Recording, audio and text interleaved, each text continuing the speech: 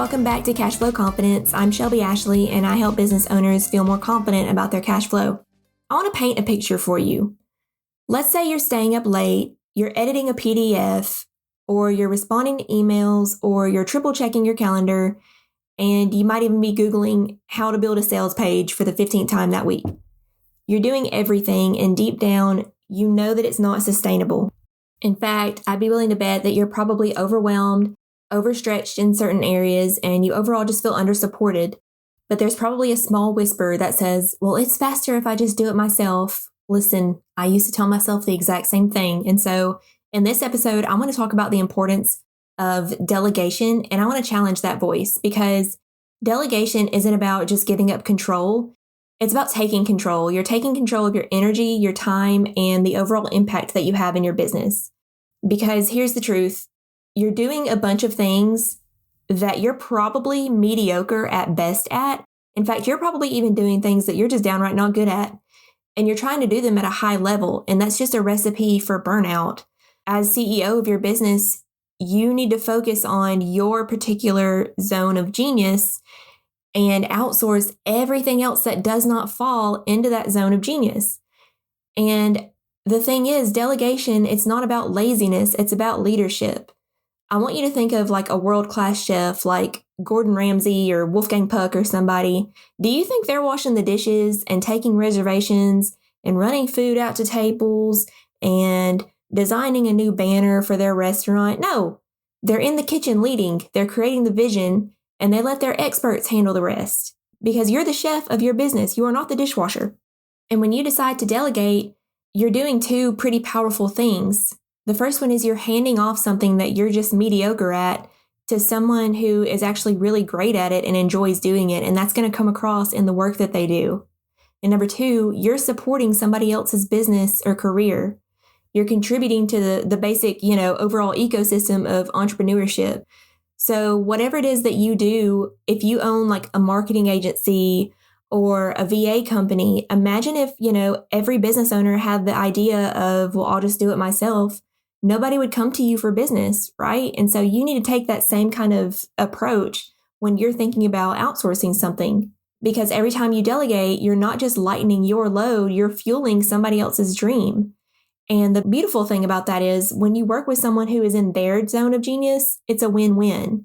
Like I recently hired a VA, shout out Rose if you're listening, she's amazing.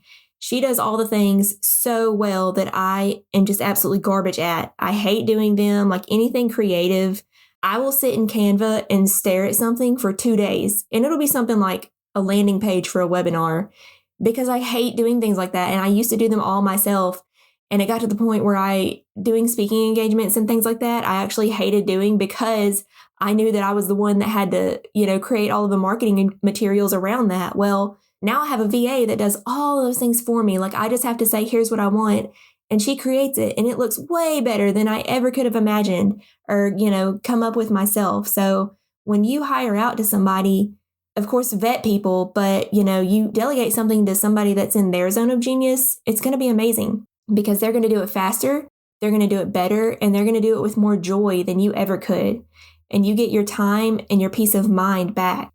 Yes, it's an investment to outsource certain tasks, but it's an investment and not a cost, because that time that it would have taken you spending, hours, possibly days on a task that can be delegated to someone that can do it in an hour, that's time that you can be outgrowing your business and focusing on things that fall in your own zone of genius.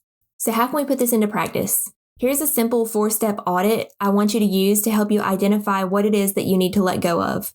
So step number 1, I want you to list out all of the tasks that completely drain your energy. Write down everything that you have done this week that made you sigh or procrastinate or say, oh, this again.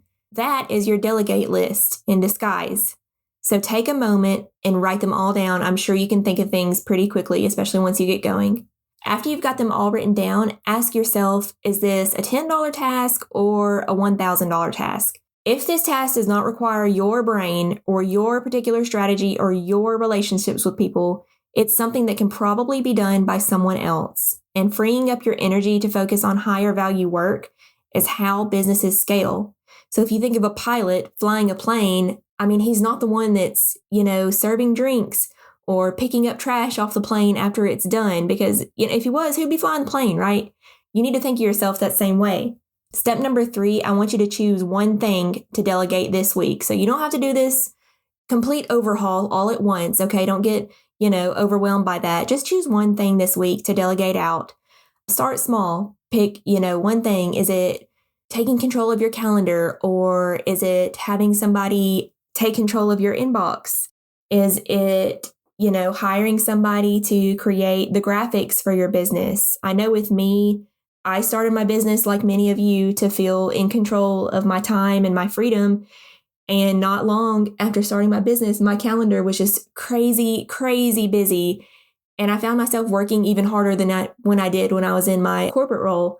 And so when I decided to hire my VA, I gave her complete reign over my calendar. And I said, here's what I want to be done.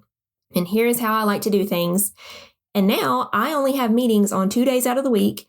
And there are also 2 days out of the week that I just am able to buckle down and completely work. And then there's 1 day out of the work week that I don't work at all. And so it has worked out just amazingly. And then once you have decided what it is that you're going to delegate this particular week, I want you to create a simple, just standard operating procedure or SOP. And what I want you to do is record yourself doing this task. You can use like Loom or Zoom or Teams or something. And then, do it a couple times so that you can make sure you do it right. Or, it could be that you just jot down a simple checklist, but this is how you train one time instead of, 10 times.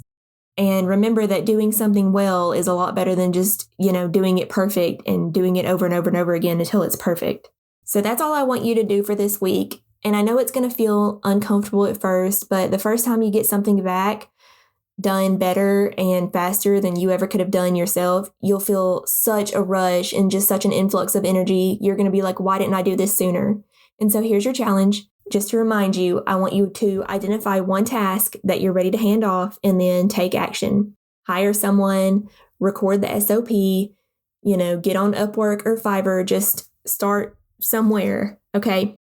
And remember, you don't scale by doing more things. You scale by doing less of the wrong things. You're the leader of your business, and it's time to start acting like one, and that means letting go of things. There's a great book that walks you through like step by step on how to do this called Buy Back Your Time by Dan Martell. It's amazing. So definitely check that book out. But until then, if you need any help with this, always feel free to reach out to me.